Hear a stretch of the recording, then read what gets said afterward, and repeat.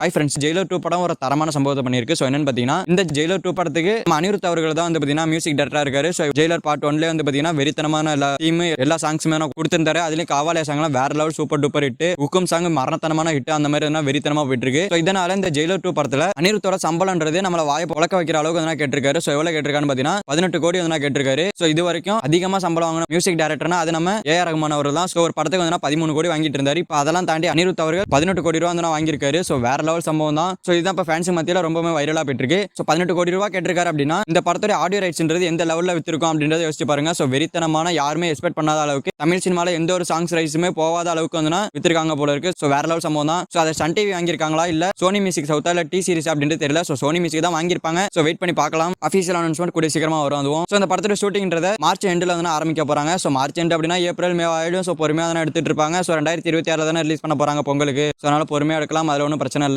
Second Anirudh அவர்கள் Jailer 2 படத்துக்கு 18 கோடி ரூபா தான் சம்பளம் வாங்கியிருக்காரு. ஸோ இதை பத்தி உங்களோட ஒப்பீனியன் கமெண்ட்ஸ்ல கமெண்ட் பண்ணுங்க. ஸோ இந்த வீடியோ பிடிச்சிருந்தா லைக் பண்ணி ஷேர் பண்ணுங்க. இந்த மாதிரி தமிழ் சினிமாவில் இருக்க மூவிஸ் அப்டேட்ஸ் தெரிஞ்சுங்க நம்ம சேனல் சப்ஸ்கிரைப் பண்ணி சப்போர்ட் பண்ணுங்க. ஓகே, தேங்க்யூ ஃபார் வாட்சிங். அடுத்த வீடியோவில் பார்க்கலாம். தேங்க்யூ.